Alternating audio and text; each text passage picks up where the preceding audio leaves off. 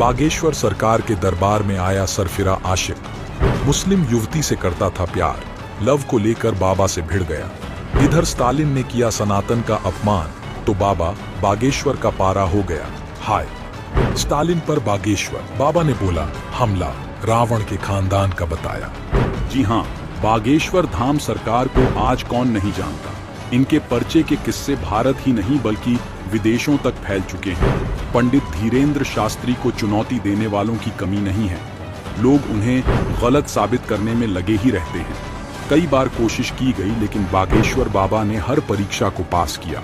लेकिन एक बार फिर बाबा के भरे दरबार में उन पर सवाल उठाया गया, जिसका वीडियो अब सोशल मीडिया पर पानी की तरह तैर रहा है।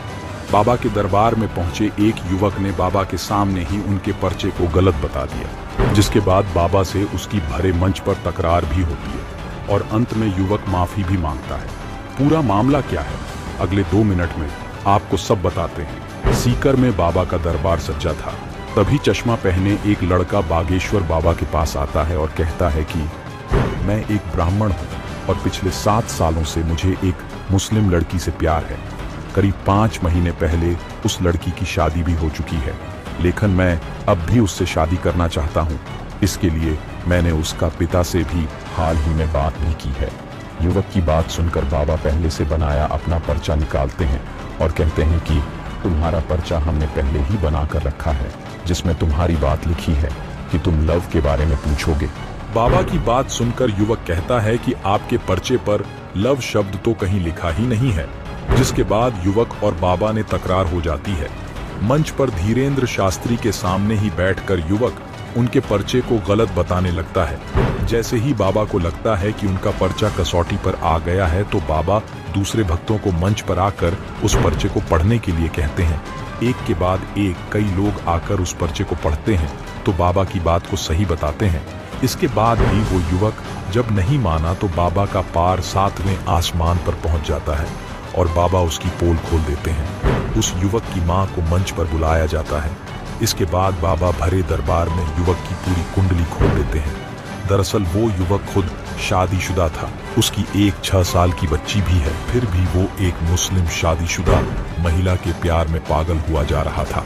बाबा ने मंच से ही उसकी मां के सामने उसकी ठठरी बांध दी। फिर भी जब युवक नहीं माना, तो बाबा ने मंच पर उसके पिता को भी बुला लिया। युवक को पहले उसकी मां ने डांट लगाई और उसके बाद पिता ने भी उसे मंच पर खूब सुनाया। अपना बेटा मानने से भी इनकार कर दिया। पिता तो हाथ भी उठाने वाले थे, लेकिन बाबा ने उन्हें रोक दिया। काफी देर चले युवक के ड्रामे के बाद बाबा ने उसे समझाया और उसके परिवार को भी आशीर्वाद दिया। बाबा ने कहा पर्चे पर सवाल उठा था, इसलिए जवाब देना जरूरी था। बाबा के दरबार में हुआ ये हाई वोल्टेज ड्रामा अब सोशल मीडिया पर वायरल हो रहा है। आपको बता दें, तमिलनाडु के मुख्यमंत्री के बेटे उदयनिधि स्टालिन ने कहा था कि सनातन धर्म डेंगू, मलेरिया और कोरोना की तरह है, इसे खत्म कर देना चाहिए।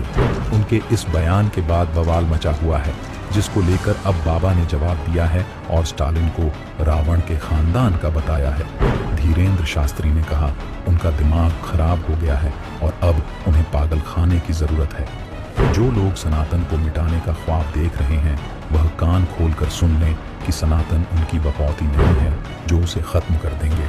सनातन का अपमान करने वाले को कैसी सजा मिलनी चाहिए? क्या उदयनिधि को जेल भेजना चाहिए? आपकी क्या राय है? अपना जवाब कमेंट बॉक्स में लिखकर जरूर बताएं।